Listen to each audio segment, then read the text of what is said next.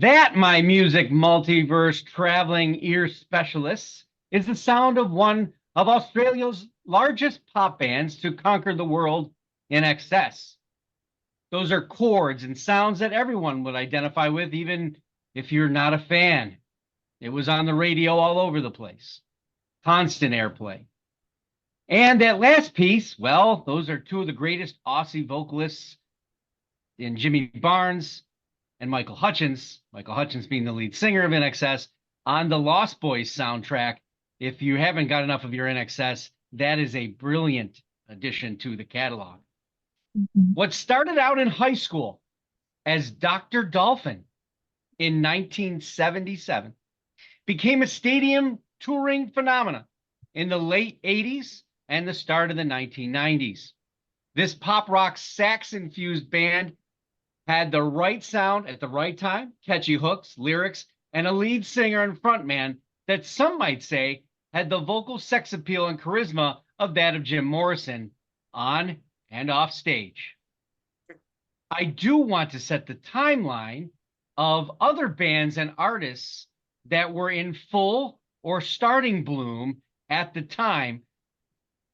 U2's Rattle and Hum, Rolling Stones' Steel Wheels, Stevie Ray Vaughan in Step, Guns N' Roses' Appetite for Destruction, Whitney Houston, Elton John, George Michael on his Faith tour, Michael Jackson was doing his Bad tour, The Who, and they were touring, Van Halen, they were touring, Prince, and he was touring, and oh yeah, there was this prog band, Momentary Lapse of something. I don't know. They're pretty big guys. I don't know if I can say their name. I'll probably get stopped. Despite the pressure, rising album sales, a fan base that exploded in 87 and 88, they made a heavy-handed pop rock impression on radio. They nailed their live performances and truly had the swagger of a genuine superstar group with Michael Hutchence at the helm. Unfortunately, Hutchence would succumb to it at the age of 37. His shocking death obviously devastated the band and probably should have been the end. However, this is a band with enormous talent in the music realm, and their love for the music got them interested in the possibility of a singer replacement. And what better way to do that than CBS? I don't know. So, enter Jason Dean Benison, who was sleeping in his car under a bridge in Canada. He won the contest, joins the band, and they're able to do an album and tour until he's let go. Then enter Northern Ireland's, I think it's Ciaran Gribben, who met the band and continued to lead for them for about 50 shows up until about 2012. So tonight, on Catalog Review Show, INXS, this is 11 studio albums from the INXS that was bassist Gary Beers, main composer and keyboardist Andrew Ferris, drummer John Ferris, guitarist Tim Ferris, Ferris Brothers Unite, lead singer and main lyricist Michael Hutchence, and guitar and saxophonist Kirk Pengilly. Or Pengilly, maybe? It's probably Pengilly. I probably butchered that. This is a band that has not only been nominated for Grammys, only how many times? One time. One time. I never would have guessed that. Nope. And they lost to U2. Oh.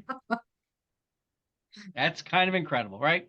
According to the Record Industry Association, INXS has sold over 30 million units in the United States alone, making them the third highest selling Australian music act in the United States behind AC/DC and the Bee Gees. INXS has sold an estimated 70 million records worldwide. I do not subscribe to this statistic, but it seems to be what I couldn't dispute it, although it just seems long. They are in the Australian Hall of Fame. They have been nominated for the Rock and Roll Hall of Fame, but there is currently, they have never been nominated for the Rock and Roll Hall of Fame. But there is currently a petition in the works. And I think that might be deserved as they have been eligible since 2006. And they certainly served the record gods well in sales, 70 million. I mean, Bon Jovi's in there. Played by all the rules and systems, so what's keeping them out? Who knows? Our panelists today have been listening like thieves so they could rank the albums, giving us a little bit about their reasonings. Then at the end, they're going to give us their final analysis on the overall catalog. I mean, is it legendary, meaning the entire catalog is near perfection, so reliable, inventive, sincere, influential? Or is it iconic, very memorable, very influential to the listener and industry, trend-setting, it's generational? Then relevant. The albums have been getting much better as they move forward, maybe even hitting stride and truly on their way to some potential greatness. Or is it a club level act? They got some good albums, some songs, but it's not very reliable or isn't inventive. Opening act, there's something special about an album or a song, but they have so much more to prove, or they potentially they are comfortable where they were. Or a faded memory where the band is merely a shadow of themselves, little relevance, except in the past. It's a catalog you can listen to less often, and basically you leave one album, you play one album and you leave out the rest. I don't even know why I would do a catalog review show where that would be the one, but who knows? We could get desperate in the year 2072 when we're still doing this. The Could be panelists good. tonight, the woman who was definitely heaven sent, Susie Q. The Aww. woman who enjoys Sweet. dancing on the landing stage or small pier at which boats can dock, or a moored. Deb Armitage Hicks Maloney, damn, Hello. dancing on the jetty. That was my whatever. Got And it. our special guest panelist who could join us later on in the program, depending on his speeding home, who really knows that you can get kicked or get kicked, depending on his ranking. That'll be Scott Robertson from West Seneca, if he can get on. How is everyone? Awesome. Very good. Cool. Yeah. Big catalog, 11 album. I mean, we could do other ones that are 35, 40. So I think I'll be sick that day. So, if you could, when you come on, introduction to the band, like how because this is a dated band, so give us a little context of your joining it, and then I'm gonna let you do. I think we're doing 11, 10, 9, 8, Yes, right? correct. All right, I've got my notes. I'll let you go first, Deb. Okay, well, my introduction to the band was Life. I was in the prime of me listening to music that was relevant to me, what I cared about. And I think their first album was what, in 1980? There's their self-titled one. Yeah, I mean, I was 18 years old, so perfect timing for me. I have to say their catalog to me, we'll get into it more, but I definitely have a time period of what I enjoyed out of INXS and what I really wasn't even aware was happening with them in different years of their existence. But obviously listening to these albums, there was a handful where it was just very, very nostalgic for me and very enjoyable. So it was a fun exercise. And so that being said, it was really hard for me to rank mostly 11 through 5. um I'd say that 11, 10, 9, and 8, I put them in an order, more based on how many songs I liked off of them, but pretty much two of them, the earliest, and two of them, one their latest, and another one that was kind of along the way there. So my number 11 was Switch, the 2005 album that involved the was that the guy that won the contest? CBS. Yep. Yeah. I didn't listen to it at the time, didn't care at the time. And when I listened to it, I went, I don't know why they bothered doing that. That was kind of useless to me, because to me, INXS is their earlier sound, and it wasn't reminiscent for me. And also, I don't think I'd go watch Led Zeppelin if they replaced Robert Plant. So doesn't matter to me. It's not the same band, in my mind. So basically call your band something else and go tour. Then they probably wouldn't have sold anything. So that's what I Yeah. Well, you got to think about it. There's 3 Ferris brothers. I think they rule over well, that's who's in it. true. Right? That's true. So that was my number 11. Okay. Number 10 was the self-titled 1981. It was punk like. I heard a lot of punk in it, and I remember that, but more of like a a comical juvenile punk. I mean, I was listening to the Ramones and the Dead Kennedys and bands like that, and then to hear it, this punk take was before you really heard a lot of like a Green Day kind of punk and stuff like that. So it didn't appeal to me when it came out because that's not what I was listening to, and it really, when I listened to it again, didn't do anything for me. So number 9, blah blah blah.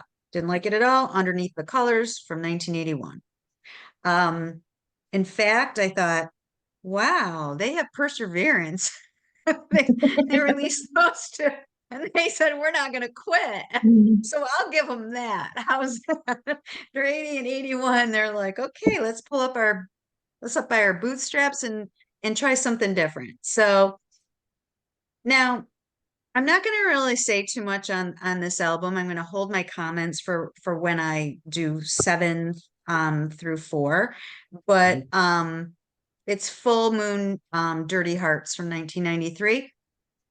I think there was maybe one song on there that I even recalled.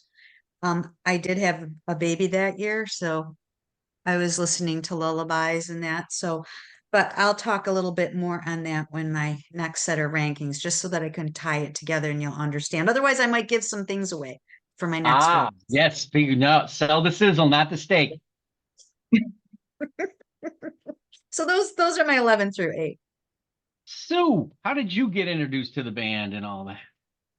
I'm pretty sure I turned on my radio and heard them on the radio, and I listened to it on the radio. Probably not in the car because I feel like my parents always controlled that radio, but probably up in the bedroom on my big gray silver boombox.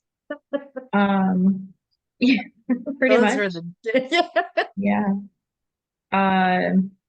So that, and I would say that I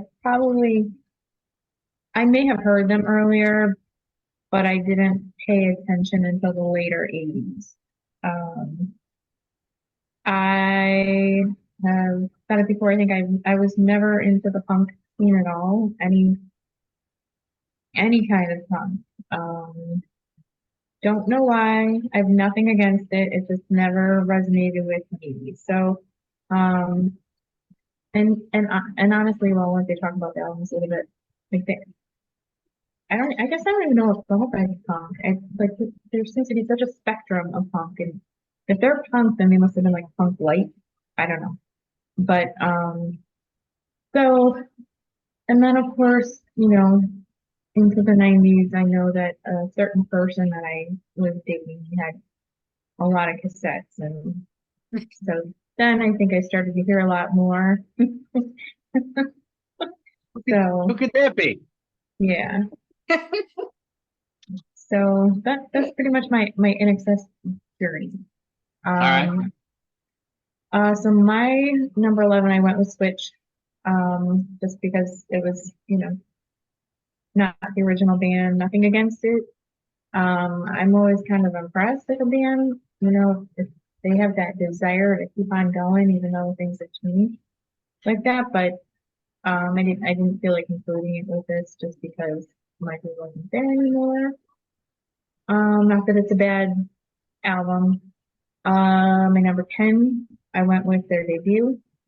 Um, I guess the positives were that it was energetic, you know, it was a first album, and like Deb said, they kept pushing. The following year, number 9 was Underneath the Colors.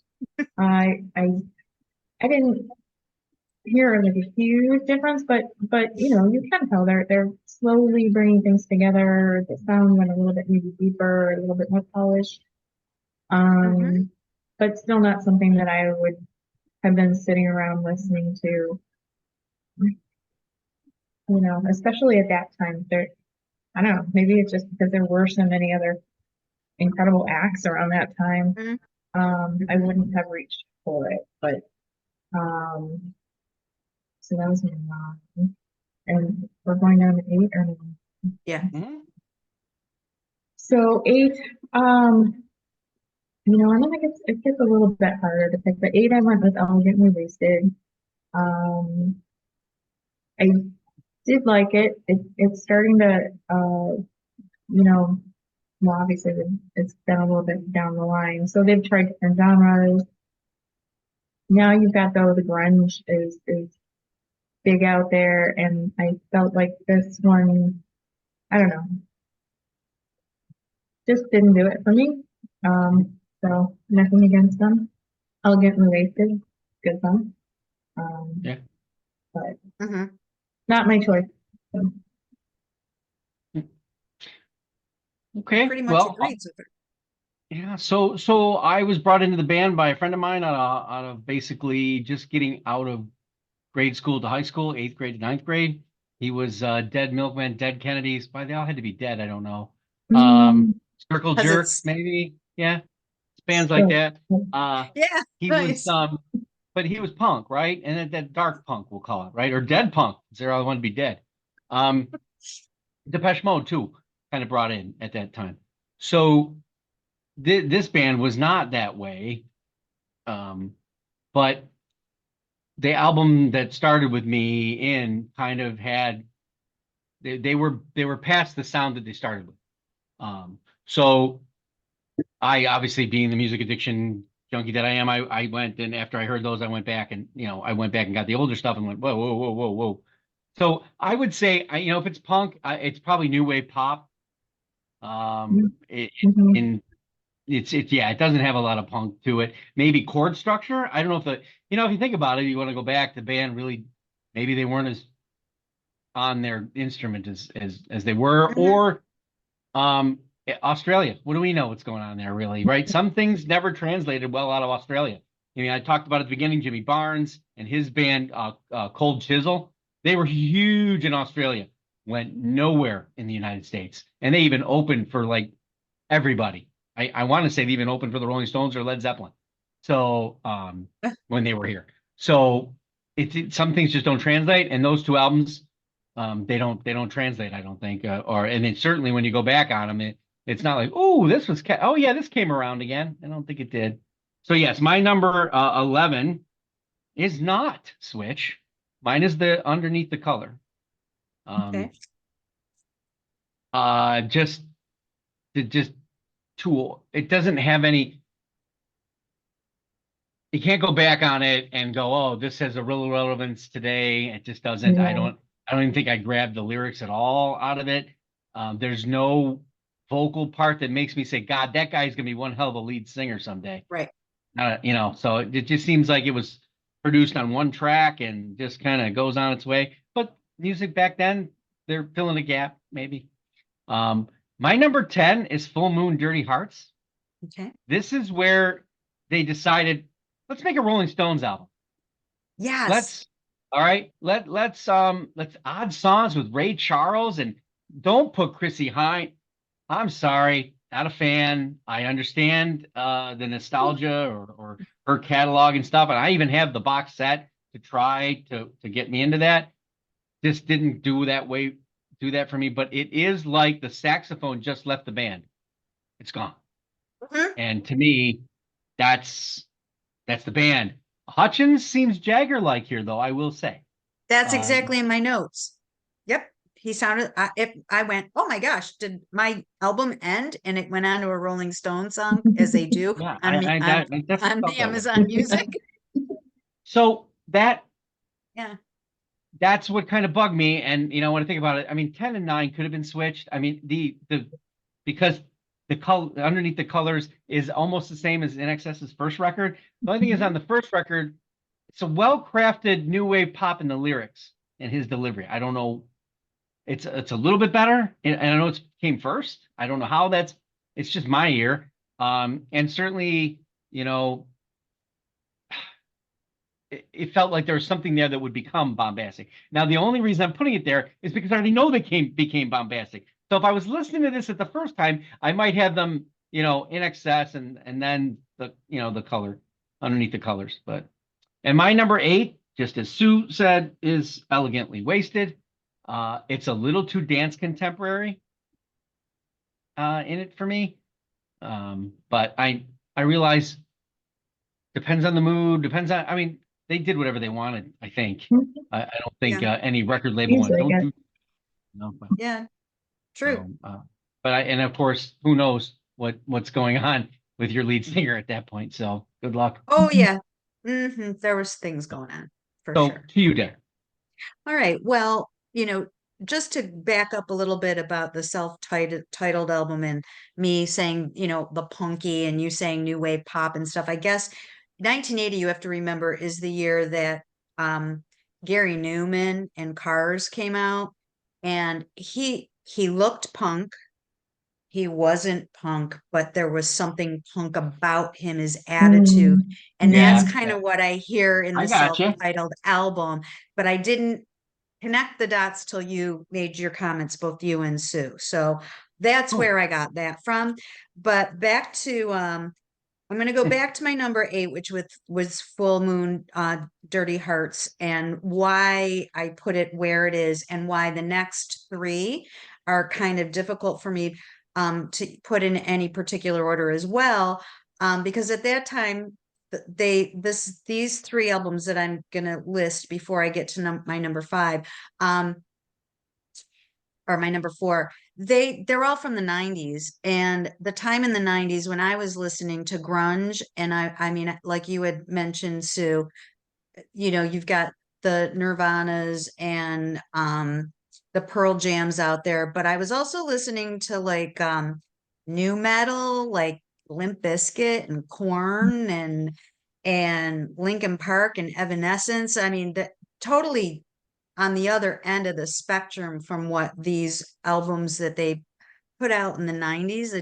They just didn't do anything for me. So that's where that number 8, Full Moon, Dirty Hearts 93 was on number 8. And I wasn't sure where I was going to put it in the rest of the list. That's where I put it, because number 7 is Elegantly Wasted. And I agree with what both of you say about it. Yeah, I only like the title track.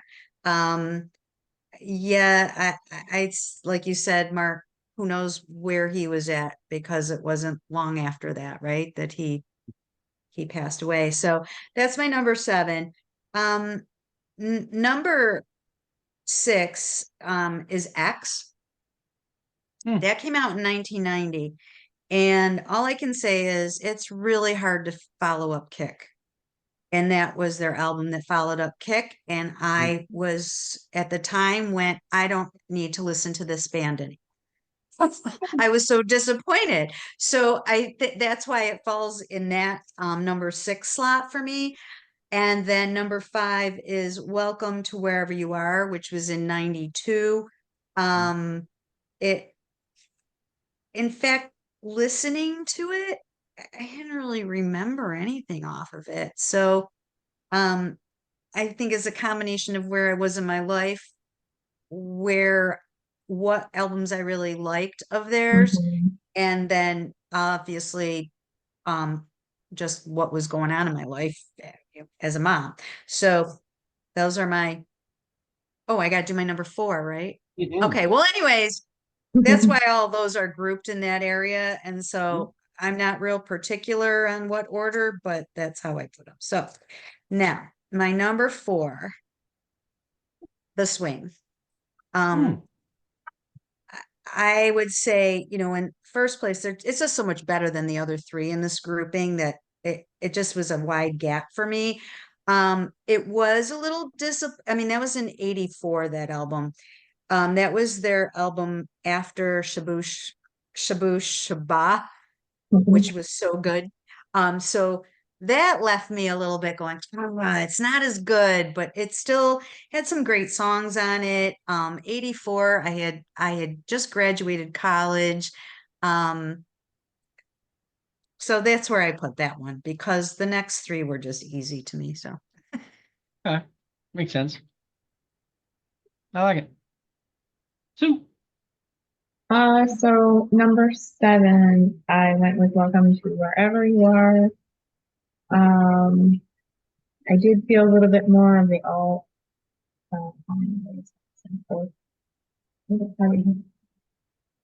Pardon? orchestral type sounds in there. Okay. That makes sense. There were some good arrangements I liked. It was okay. I didn't feel like they were trying too hard. And, I think that was the one that had Beautiful Girls on it. I think I wrote Mhm. that, or Beautiful Yep. Girl, I should say. That was a good one. Yeah, But, it's a good song. so it was a decent album. The Swing was next, number 6. Um, it felt kind of, dancey to me. It definitely. There was a Yep. lot of different stuff going on. I felt like what are we, mid-80s still. So, again, I was just less familiar with this one. But there are a couple good songs. I like Original Sin. And I think it was Send a Message. So Yep. they weren't Send a bad. Can feel them continuing to evolve, I think. Mhm. And as was the case, I went with like Listen Like These next. I felt like they were getting it together more and more here. It felt a little bit more, like something that I enjoyed. I felt a little bit of rock in there, a little bit. So, almost like some maybe foretelling of like anthemy. Is that a word? Anthemy? Anthony. Anthem like. Anthem like, um, soundage going on. So, that was number 5. Number 4, I went with the Full Moon Dirty Hearts just for something different.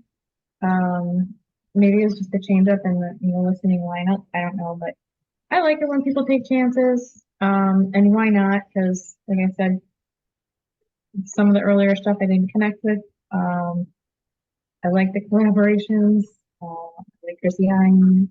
So it was just something from an artistic perspective, I guess, to come in and listen to it and not judge it, like not be overly judgmental compared to maybe their best album, but just something different that they tried. And what year was that again? That was 93. So, I think good for them. All right. Switch. Number 7. I know this is almost a tribute band at this point, but I feel the band was sincere about it. The music was also felt that it was sincere, that the band wanted to see something. So, and it was delivered in the proximity that worked. The vocalist, that first track that was released on radio worked. I thought it fit the time, it fit the era. While it still sounded like INXS, but no Michael Hutchins, right? So why is this so difficult? The AC/DC did it. I They grabbed know. a guy off the street Mhm. and they said, "Here, can you sing like him?" You know. So why do I have a problem with this? So let me take you to another moment in my life where I had to struggle with this. And now looking back, now, if you'd have asked me to rank these albums back then, Switch would have been down there. Bear with me. So enter Agent Doggett from the X-Files. Turns out he's pretty good.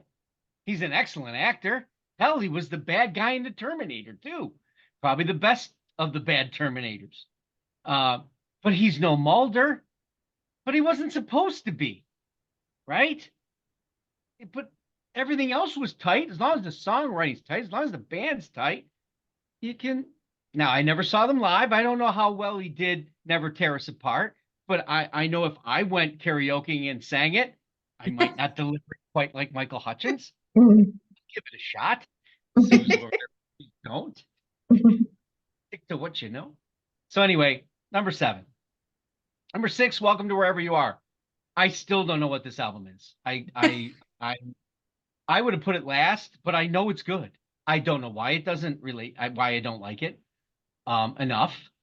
I know there's songs on there. Every time I see Wishing Well, I don't think of Michael Hutchins. I think of Terrence Trent D'Arby. I don't even know what that song sounds like anymore. I keep wishing well. That's not the song. That's Terrence Trent D'Arby. I don't know why. Just there's nothing memorable on that. They're all good tracks, but nothing stands out. Beautiful Girl, yes. That Mhm. right? But kind of simple. Yeah. I don't know. But I'm respecting it, and that's why it's at 6. Mhm. Number 5, I mean, my top 5, it makes sense to me completely. So Shabu Shuba. I know we say it so fast we forget how it's said. I've brutalized it over the years. It's the start of my 5, 4, 3, 2, 1. Okay, this is where you realize that okay, those 2 first albums, that this is not that band. Somebody figured out what was going on. They found a signature. It's starting there, and kudos to them because that era of music is dying. So they stepped up and got out of it, Mhm. and it still sounded like how that was. So there you go. There's my number 5. We're going to Mhm. 4, right? Yeah. My number 4 is The Swing. Again, step in that natural progression of things, right where it needed to be.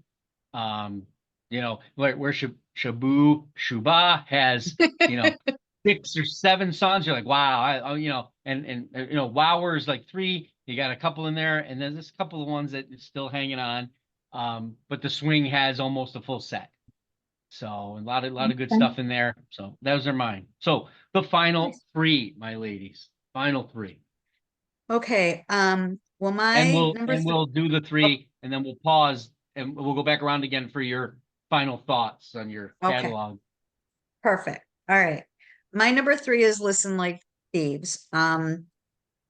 This just reminds me of, well, didn't they have songs in 16 Candles or Pretty in Pink or one of those? So, you know, you're kind Mhm. of round. I mean, it just reminds me of the Breakfast Club and Pretty in Pink and 16 Candles, which they had, a song on one of those soundtracks, maybe more than one. I mean, Mhm. we're talking about Simple Minds was out then, and Mhm. those kinds of groups. And this was the time, in between college and real adult life where I'm living on my own, but I'm still having fun because there's no children. So it represents a fun time in my life. And I watch those movies now, and yeah, they're dated, but they're not. Mhm. They still, teenage years are still teenage years. So that was my number 3. Number 2 is my Shabu Shaba, and that is because that MTV came out in 1981. This Mhm. was the album that INXS released when MTV was around and everybody got to see Michael Hutchins. And I think that made a huge impact going Mhm. forward, just like people seeing Jim Morrison, because I thought the same thing about both of them.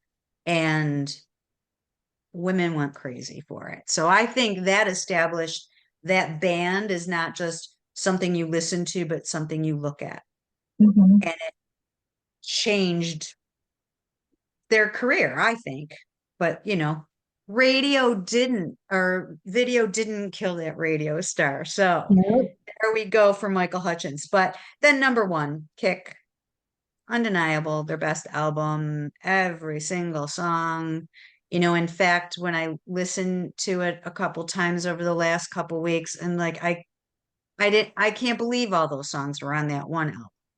and my kids knew all those songs, which I think when an album comes out before your children are born, and then your children know all the songs, Mhm. that says something to me. Hmm. Not just I didn't put them in the corner and make them listen to it or anything. So those are my top. Unlike this guy, get in the corner, listen to INXS, right? Excellent. All right, Sue. Okay, so I did the Shabu Shaba, is my number 3. It felt like a kind of an anchoring kind of album. You could feel them creeping into their own. Yep. Everything was just more refined and a little bit better, and there were hooks and there were rhythms, and um, his voice was just starting to sound less bland and like filler and more like he was expressing himself. And to that, to what you were saying, Mark, with like um, they're not cover band, but post Michael. Um, I have to wonder if like some bands, I think AC/DC, I think it's easier to fill that spot because so many of those songs are the people's songs. They're like everybody is singing them. Everybody knows every word and it doesn't matter if it's sung good or bad. The drum and the guitar and everything else is all working together. But Yeah. but these songs were, I don't know, they're in excess. And so you can sing along and everything, but you really listen because you like the sound. You like how they made it sound. So to me, that's Yeah. maybe the difference.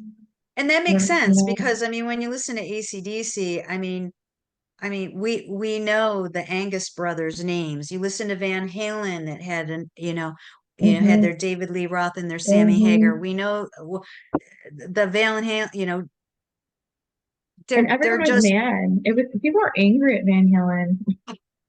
It's like how dare yeah. they? And it did But take a on the while. It took a yeah, minute to be like, okay, it yeah, did, but then as a whole band, like I guess I wouldn't have been able to name any of the other people in INXS, but I can name other yeah, people in AC/DC and Van Halen. yeah. So, okay, I didn't mean to interrupt, but I'm No, agreeing with you. no, just my 2 cents. Um, so my number 2 is I went with X. I know you didn't like it, Deb, but I love the lineup. I love Suicide Blonde, Disappear, Homicide, Bitter Tears. Um, to me, it was just a great, fun, energetic album. Um, you know, Makes it sense. just, You're 10 years younger yeah, than me. great. I don't know. There's something Hmm. to that, I Yep. guess. So, Hmm. and I guess so we're 90. Um, yeah, it was a good time for them because it was before things got real super grungy Hmm.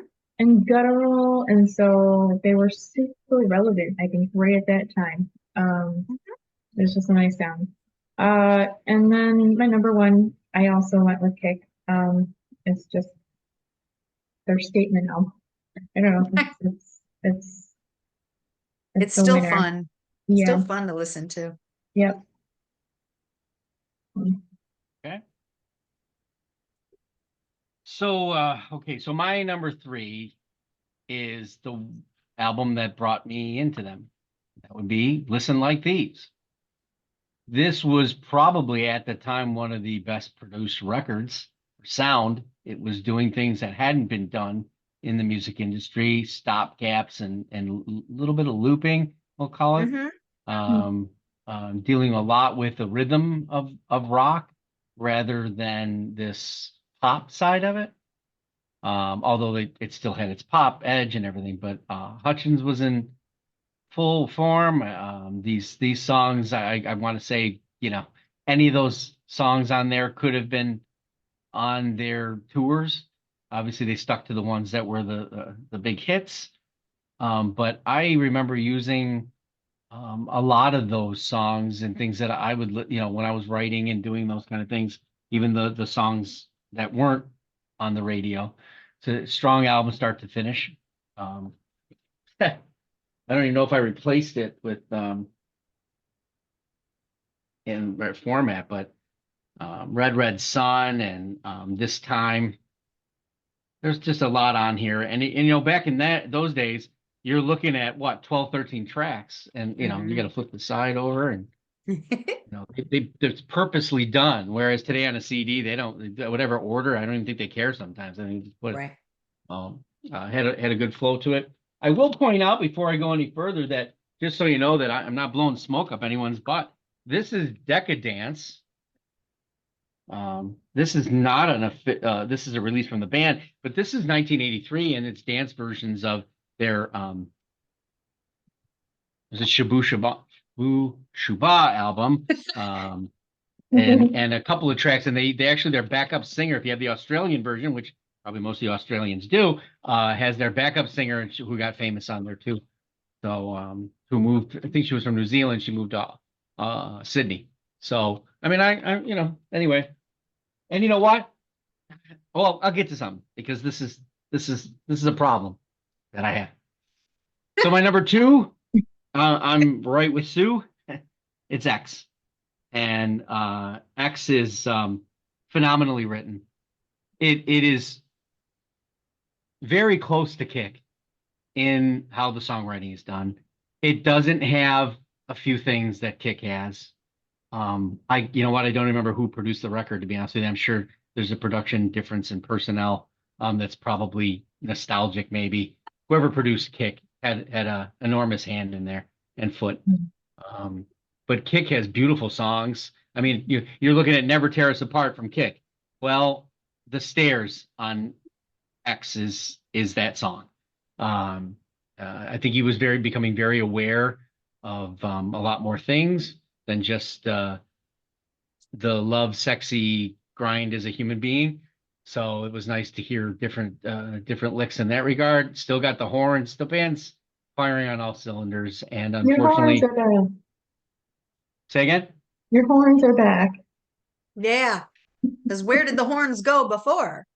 Yeah, well, they weren't back. They went away, and Oh, and then yeah. So and then my number one is Kick.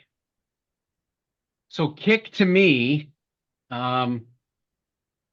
it's up there with Michael Jackson's Thriller. It's not a bad song on that album. You can put any song on radio, and anybody can play. They will remember it. They will dance to it. They will sing to it. They will remember where they were at that point in time, especially for people in my era and a little bit left to right of that. Maybe not my kids, although they've heard the record. I've put it in the car. This album gets played 3 times, 4 times a year. Decadance.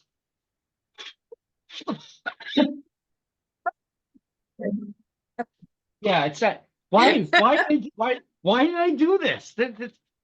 I'm not listening to INXS. I'm just not. But it's an addiction. This is the problem, right? I don't It's put an this. I don't even illness. put this on anywhere. It's an illness. It's another show. Yeah. Oh, yeah, good idea. Mhm. All right. So how can you? You can't. I mean, just I would have a biggest mistake in my life, music wise. Never saw them live. For all the love in that, just I didn't go. I don't know why I didn't go. Well, I don't think they played Buffalo too often, if they did at all. Yeah, I was gonna ask if they were ever Yeah, out I mean, here. I didn't really look that up, but I bet if they had of, I would have gone. So I was going and Right? seeing Prince It's and those all. You know, Mhm. I don't recall. okay, so I was telling you all those people that were touring, right?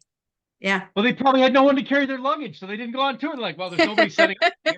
I guess we'll tour in 2022. What? 2020. So, yeah, I will. 2019, they were going to tour. It just didn't work out. Oops. Nice.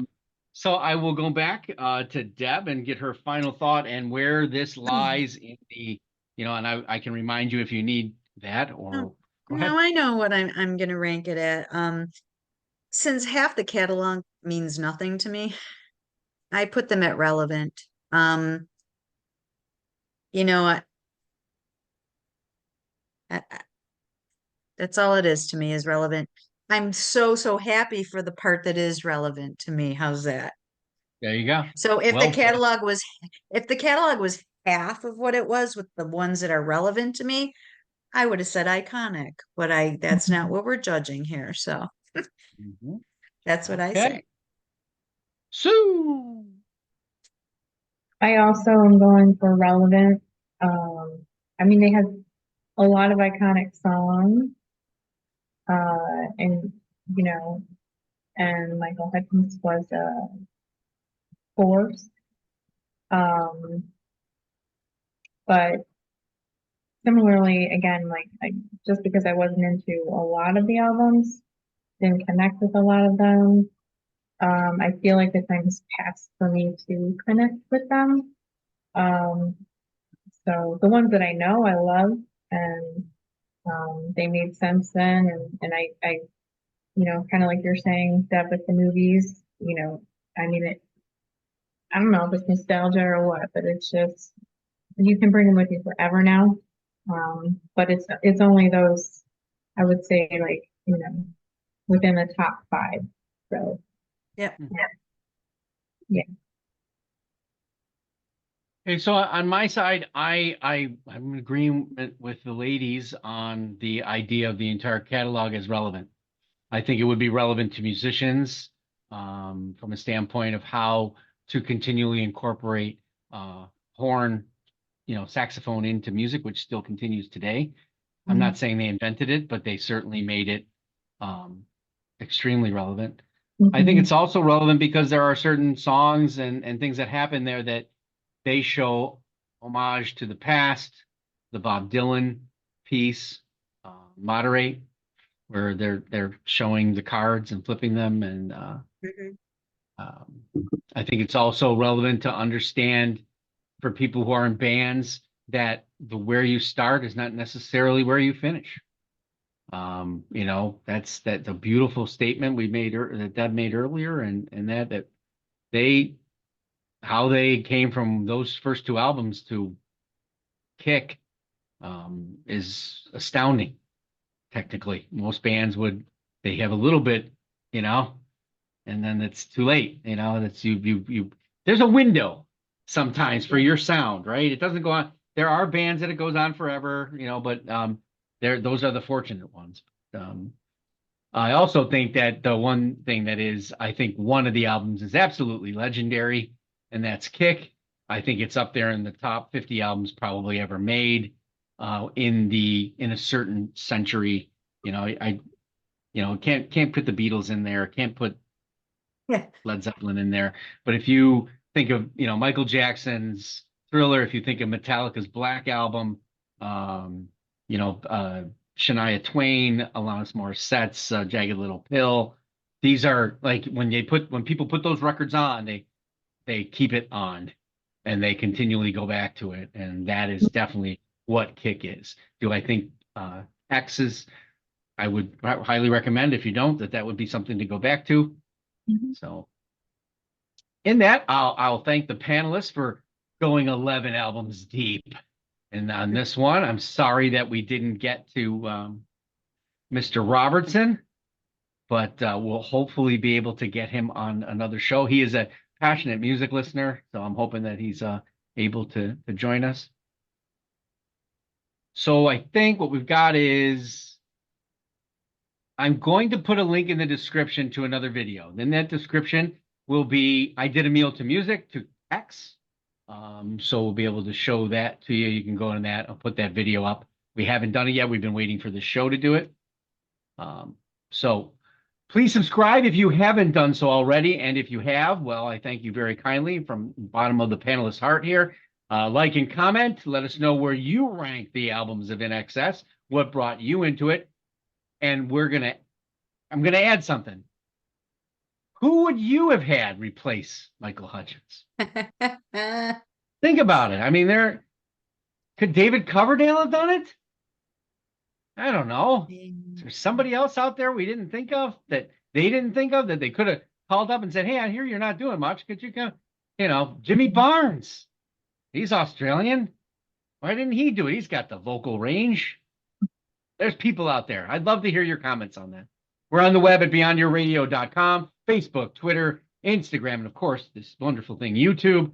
Articles, videos, and podcasts. It's all about music, albums, bands, artists, and sometimes categorizing them one by 1 through 11. I want to thank everyone for watching, and of course, go beyond your radio with us, a real music appreciation channel. Happy listening. Bye.